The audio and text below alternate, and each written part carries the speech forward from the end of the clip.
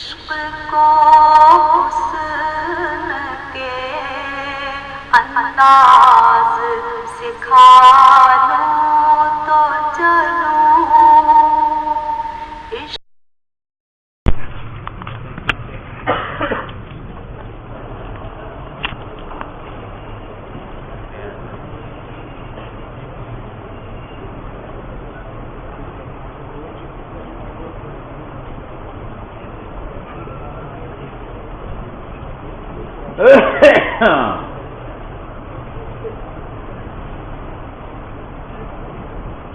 وَإِلَّا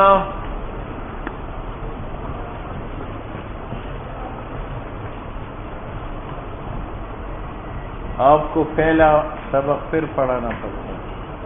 شیخ عبد القاہر نے کہا تھا کہ مسند الیہ مفید للتقدیم ہے، لیکن دو شرطوں کے ساتھ۔ ایک ہے کہ مسند مقدم حرف نفی کے ساتھ یلی ہو، اور دوسرا یہ کہ مسند فعلی ہو۔ اب کہتے ہیں وَإِلَّا اگر مسند مقدم تھا لیکن یلی حرف نفی کے ساتھ نہیں تھا، یا یلی حرف نفی کے ساتھ تھا لیکن مسند فعل نہیں تھا، اسم تھا، تو پھر کیا کب آئے گا؟ ٹھیک ہے، تو آگے تفسیر کے لیے ایک خارجی بات سنو۔ ایک قصر افراد ہے، ایک قصر قلب ہے، ایک قصر اور ایک قصر قلب یہ ہے کہ وزیر کا دعویٰ تھا مجھ پر، اس پر کہ گولی مجھ پر اس نے چلائی، میں نے کہا اس نے نہیں چلائی، میں نے چلائی، اس کو کہتے ہیں قصر قلب، قصر۔ اور اگر وزیر کا عقیدہ تھا کہ اس اور اس نے مل کر گولی چلائی، اور میں نے کہا اس نے نہیں چلائی، میں نے چلائی، اس کا نام ہے قصر افراد۔ تو اگر مخاطب معتقد شرکت کا تھا تو اس قصر کا نام قصر افراد ہے، اور اگر مخاطب معتقد عکس کا تھا کہ اس نے کیا، اس نے نہیں کیا، میں نے کہا میں نے کیا، اس نے نہیں کیا، اس کا نام کیا ہے؟ ٹھیک ہے، بس اس خارجی بات کے بعد سنو۔ شیخ نے کہا ہے کہ اگر مسند مقدم یلی حرف نفی کے ساتھ تھا اور مسند فعلی تھا، یہ تقدیم مفید للتخصیص ہے۔ وَإِلَّا آٹھ سبق ہے۔ اور اگر مسند مقدم یلی حرف نفی کے ساتھ نہیں تھا، یا تھا لیکن مسند فعلی نہیں تھا، تو کبھی کبھی مفید للتخصیص ہے تقدیم، اور کبھی کبھی مفید للتاکید ہے۔ پہلی صورت میں تو بس مفید للتخصیص کی تقدیم ہو، اور اس صورت میں کہ یلی حرف نفی کے ساتھ نہ ہو اور مسند فعلی نہ ہو، تو کبھی کبھار تخصیص کے لیے مفید ہے، خواہ تخصیص قصر قلب کی شکل میں ہو یا قصر افراد، اور کبھی کبھی مفید للتخصیص نہیں ہے بلکہ مفید للتخصیص۔ وَإِلَّا اے وَإِن لَّمْ يَلِلْ مُسْنَدُ إِلَيْهِ حرف النفی، اگر متصل نہیں تھا مسند الیہ حرف نفی کے ساتھ، بے اللہ یکون کہ کلام میں حرف نفی نہیں تھا، یا حرف نفی تھا لیکن وہ مؤخر تھا مسند الیہ سے، فقد یاتی تقدیم، تو مسند الیہ کی تقدیم کبھی تخصیص کے لیے آتی ہے ماقبل کی طرح، ردن علی من، تاکہ رد ہو جائے اس مخاطب پر جس نے گمان کیا ہے انفراد غیر مسند مذکور کا بھی مسند فعلی کے ساتھ۔ تو یہ کون سا قصر ہوگا؟ قصر قلب۔ او زعم مشارکتہ، یا اس نے گمان کیا ہو مشارکت غیر مسند کا مسند کے ساتھ فی خبر فعلی میں، یہ کون سا ہوگا؟ قصر افراد۔ انا سعیت فی حاجتی کی، انا سعیت، پیر صاحب کی پگڑی خراب ہو چکی تھی، یہ باہر گیا، جب آیا تو پگڑی چمک رہی تھی۔ اب اگر پیر کا گمان ہے کہ پگڑی اس نے دھوئی ہے، اور میں نے کہا انا سعیت فی حاجتی کا، اس نے نہیں، میں نے کوشش کی، یہ کون سا قصر ہے؟ افراد۔ اور اگر پیر نے گمان کیا کہ پگڑی لمبی تھی، ایک جانب یہ دو چوکا ہے، یہ جانب یہ دو چوکا ہے، اور میں نے کہا انا سعیت فی حاجتی کی، تو یہ کون سا قصر ہے؟ قصر افراد۔ انا سائل. اب دیکھو یہ انا مبتدا سا فعل تو فاعل فی حاجتی کا متعلق فعل اپنے فاعل متعلق سے مل کر جملہ فعلیہ خبر. اب مصنع یہاں مقدم ہے لیکن مصنع مقدم یہی حرف نفی کے ساتھ نہیں ہے اور یہ مفید ہے تخصیص کا. تخصیص یا قصر افراد ہے. اگر پیر کا گمان تھا کہ زید اور عمر دونوں نے پگڑی دوئی اور عمر نے کہا انا سائل فی حاجتی کے، یہ قصر افراد ہے. اور اگر اس نے کہا کہ دوئی ہے زید نے عمر نے نہیں اور عمر کہتے ہیں نہ سائے تو یہ کون سا قرض ہے؟ لمن زعم اس پیر کے سامنے جس نے گمان کیا ہے انفراد عمر کا سائی کے ساتھ اور زید نے کہا نہ سائے وہ یکون قصر قلب اور زعم یا پیر نے دعویٰ کیا مشارکت عمر کا زید کے ساتھ فی ذالک السائی تو یہ قصر افراد ہے. ٹھیک ہے. اب کیسے پتہ چلے گا انا سائت فی حاجتی کا کہ یہ قصر قلب ہے؟ یا تو کہتے ہیں کہ اس کے بعد تاکید ذکر کرو. اگر تاکید کا لفظ وحدی کا انا سائت فی حاجتی کا وحدی تو وحدت اشتراک کے مقابل میں ہے، معلوم ہوا کہ یہ قصر افراد ہے. اور اگر تاکید لا غیری کا انا سائت فی حاجتی کے لا غیری معلوم ہوا کہ یہ قصر قلب ہے. یہ معنی ہے وَيُؤَكَّدُ عَلَى الْأَوَّلِ اور تاکید قصر قلب کی صورت میں کیا جائے یعنی اس تقدیر پر کیا نہ سائت و رد ہو اس پیر پر جس نے دعویٰ کیا تھا انفراد غیر مصنع کا تو تاکید کی جائے گی لا غیروں کے ساتھ یعنی انا سائت فی حاجتی کا لا غیری یعنی لا زید ولا عمر ولا من سوایا کیونکہ یہ لا زید یہ دال ہے صریحاً اوپر ازالت شعبہ کے. شعبہ یہ تھا کہ غسل جو فعل ہے وہ صادر ہے غیر وَيُؤَكَّدُ عَلَى الثَّانِي. اور اگر انا سائت و قصر افراد ہو تو کیا تاکید ہوگی؟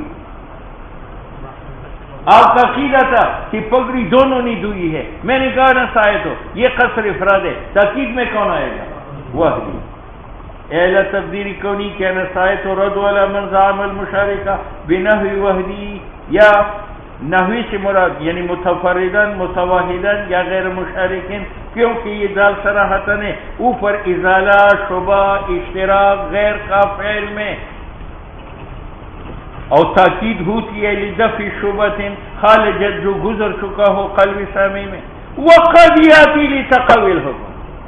لیکن میں نے آپ کو بتایا کہ شیخ نے کہا کہ مصنع مقدم اگر یہی تھا حرف نفی کے ساتھ تو وہاں تقدیم تصریح ہے تخصیص میں، اور اگر مصنع مقدم یعنی حرف نفی کے ساتھ نہیں تھا تو قد یاتی لتخصیص و قد یاتی لتاکید وہ یہ ہے وقد یاتی. اور کبھی مصنع مقدم جو یعنی حرف نفی کے ساتھ نہ ہو وہ تقدیم آتی ہے لتاکید الحکم اور ثبوت الحکم فی ذہن السامع دون تخصیص هو یعطی الجزیلہ.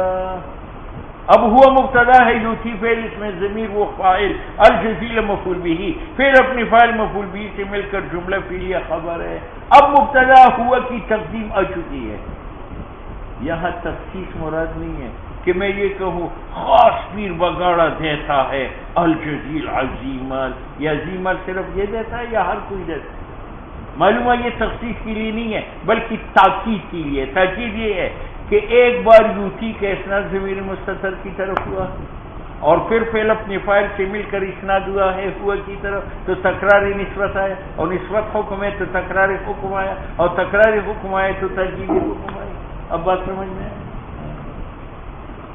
قصداً یہاں متکلم کا ارادہ ہے کہ ثابت کرے کہ انہو یفعل ایسا الجزی کہ وہ عظیم مال دینے کا کام کرتا ہے وَسَيْرِدُ عَلَيْكِ تَحْقِيقُ مَعنَى التَّقْوِيلِ وَكَذَا إِذَا كَانَ الْفِعْلُ مَنْفِيًّا إِذَا كَانَ الْفِعْلُ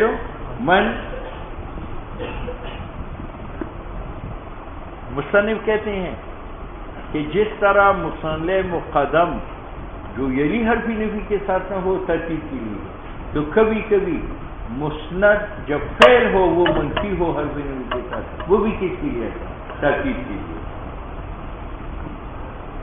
وَكَذَا إِذَا كَانَ الْفِعْلُ مَنْفِيًّا فَقَدْ يَأْتِي التَّقْدِيمُ کبھی تقدیم کے لیے کبھی تقدیم آتی ہے تخصیص کے لیے کبھی تقوی کے لیے. اول انت ما سائت فی حاجتک انت مبتدا ہے ما حرف نفی سعافل تفائل حاجتی مضاف علیہ مجرور جار مجرور متعلق ہے سا کے فعل اپنے فعل متعلق سے مل کر خبر ہے انت کا. اب مجھے سے بھی یہاں انت مصنع مقدم ہے اور اس کے بعد فعل منفی ہے ما سایتا اور یہ ترتیب کے لیے ہے کیونکہ ایک بار صحیح کا اسناد ہوا ہے تا کی طرف اور فعل اپنے فاعل سے مل کر اسناد ہوا ہے کس کی طرف انت کی طرف. تو تکراری اسناد آیا تو تکراری نسبت آیا تو تکراری حکم آیا تو تاکیدی حکم آیا.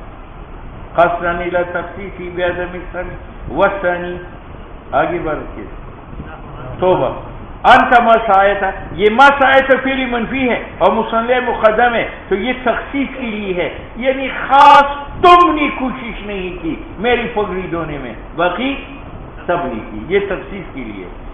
اچھا اول ثانی جو تقوی ہے انت لا تکذب انت یہ انت مصنع مقدم ہے اور تکذب فعل منفی ہے یہ تاکید کے لیے ہے کیوں ایک بار لا تکذب کا اسناد ضمیر کی طرف ہوا اور پھر فعل اپنے فاعل سے مل کر نسبت ہوئی ہے کس کی طرف انت.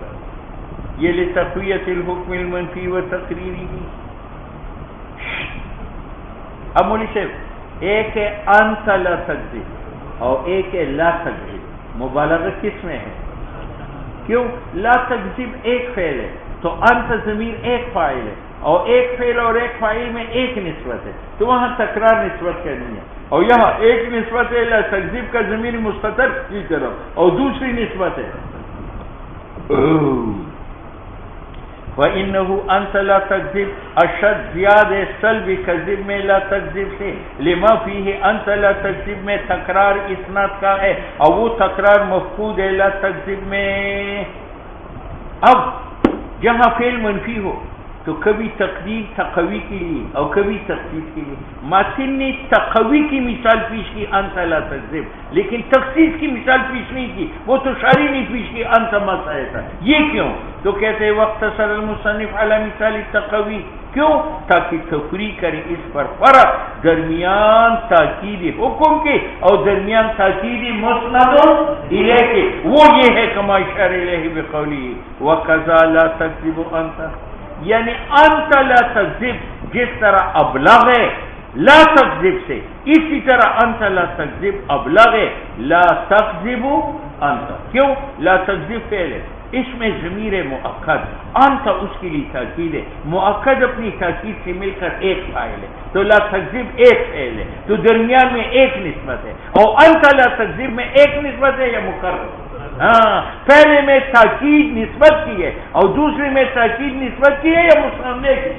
ہاں یعنی انہو انت لا تکذب اشد بہت زیادہ ہے سلبی کذب میں لا تکذب انت حالانکہ اس میں بھی تاکید ہے لأنہو کیونکہ لفظ انت کا یا لفظ لا تکذب انت کا یہ تاکید مصنع کا ہے کہ وہ ضمیر مخاطب کا ہے تحقیقاً اور اسناد ضمیر مخاطب کی طرف صافاً و مجازاً و نسیاناً نہیں ہے. لا لتاکید الحکم لا تکذب انت میں تاکید حکم کا نہیں ہے لعدم تکرار الاسناد. بات سمجھ میں آ گئی. مصنف نے کہا کہ مصنع مقدم جب یلی حرف نفی کے ساتھ نہ ہو تو اس کی تقدیم کبھی مفید لتخصیص ہے کبھی مفید لتاکید ہے. یہ تب کہ مصنع مقدم معرفہ ہو کیا ہو اور اگر مصنع مقدم نکرہ ہو تو اگر وہ یلی حرف نفی کے ساتھ نہ بھی ہو تب بھی مفید لتخصیص. یہ معنی اس قول کا ہے.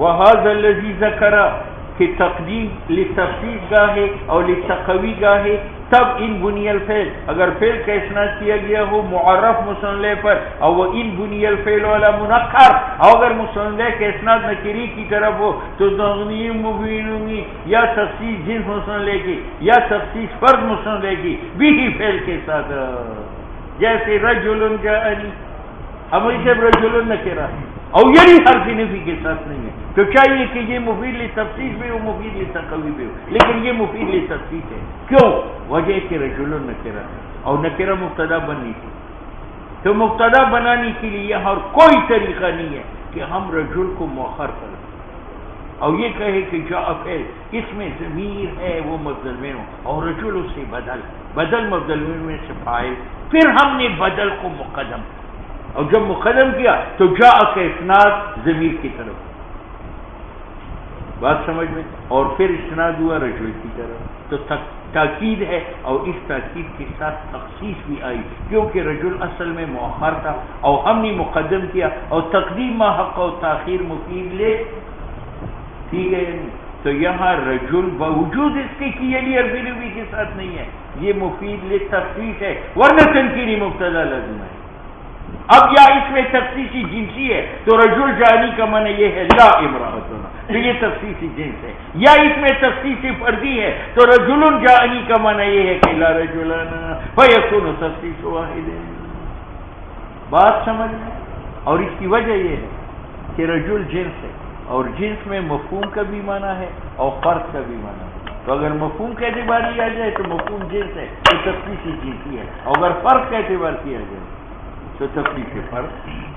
اس میں جنس جو رجل ہے وہ حامل معنی ہے ان کا جنسیت کا عدد معین کا جو واحد ہے. اگر مفرد تھا رجل اور اثنین ہے، اگر رجلین تھا ان کا نام مثنی، اور زائد ہے اگر جمع رجال کا، تو اصل نکری مفردی کا یہ ہے کہ وہ ایک فرد کے لیے ہو من الجنس، اور کبھی کبھی اس جنس مراد ہوتا ہے فقط، اور کبھی کبھی واحد مراد ہوتا ہے.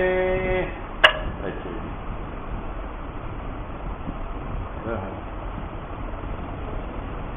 اللہ اکبر. والذی یشعر به کلام الشیخ فی دلائل الاعجاز.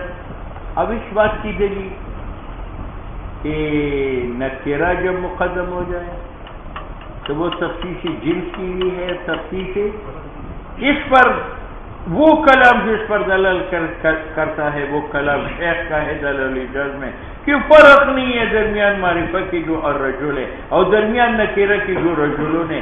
اس پر کہ ان البناء علیہ کہ فعل جو مسند ہو جائے اس کی طرف کبھی لے تخصیص ہے اور کبھی لے ووافقہ بس.